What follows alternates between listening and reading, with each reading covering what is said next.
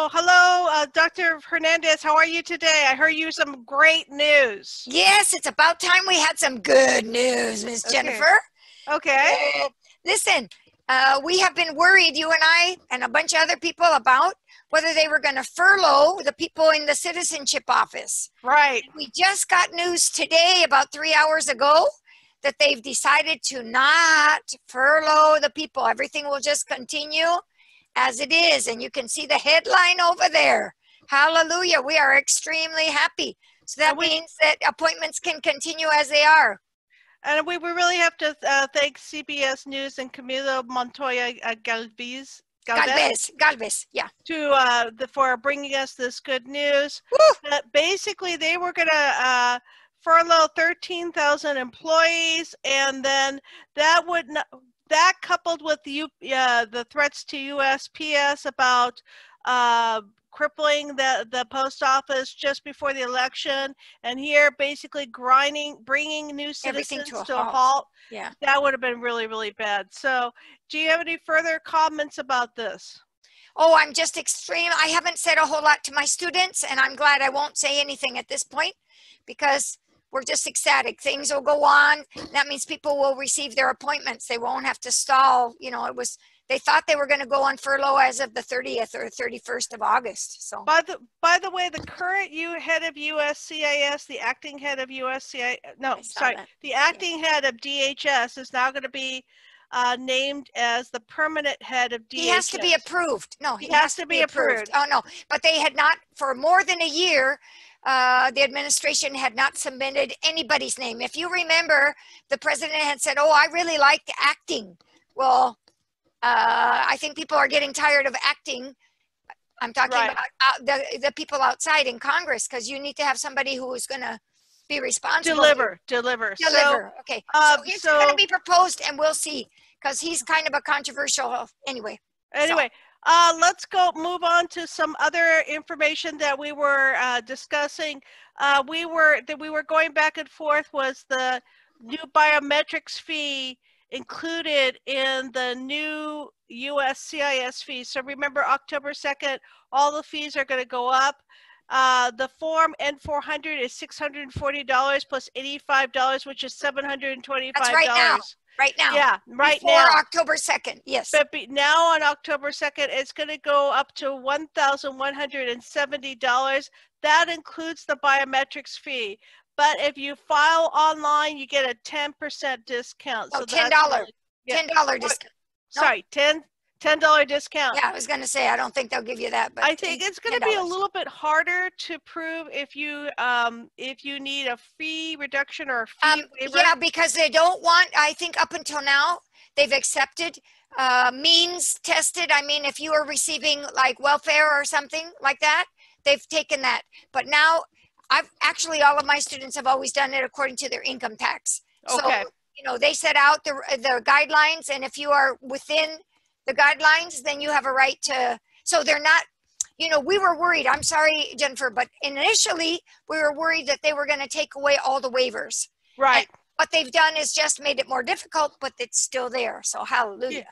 And if you need, if you're planning to apply with a fee waiver or fee reduction, you have to submit your application by paper. And what's really helpful, if you definitely get somebody with immigrant legal services, somebody from Catholic Charities, or to fill out the paperwork. Oh yes. Oh yeah. I don't encourage my students to do that. Yes, you need somebody to help you. It's not difficult, but somebody who understands this needs to do it. Yes. Okay, we got one more thing. We have on US. Wait. Go back. Okay. Go back. No.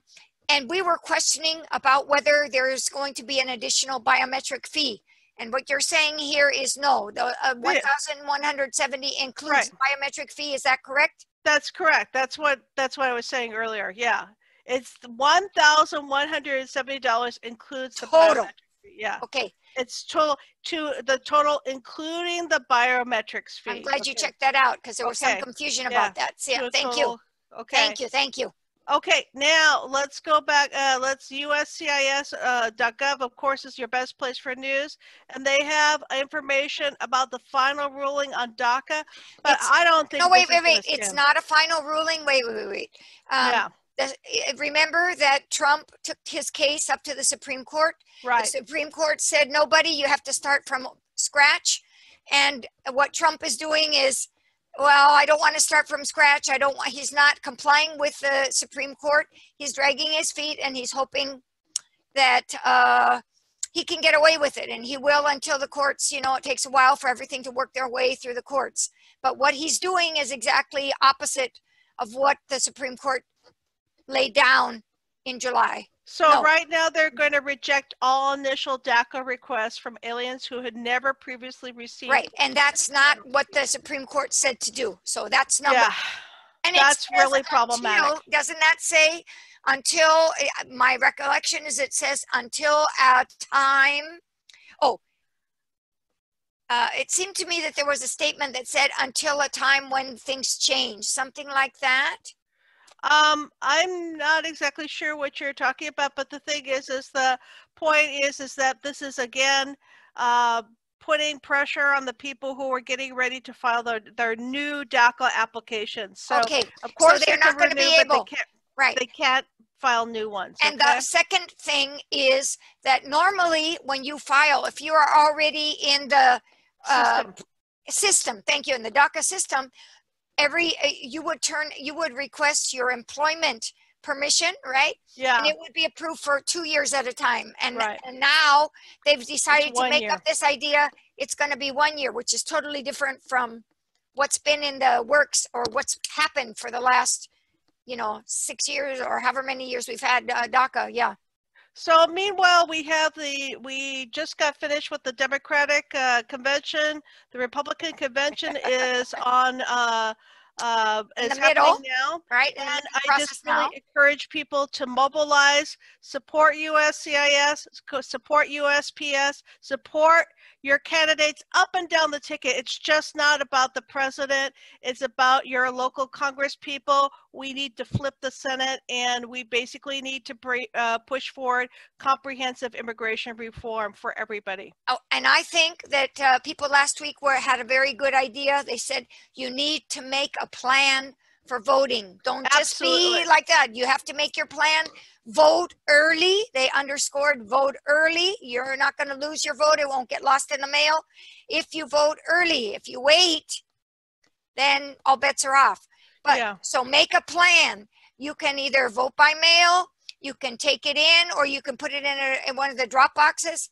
But plan it out with your family, how you're going to do that, and make sure that everybody around you also votes. Teacher, sorry, Dr. Hernandez, I'm sure I told you about my father, who is a devout Republican. He had some real worries about mail-in voting.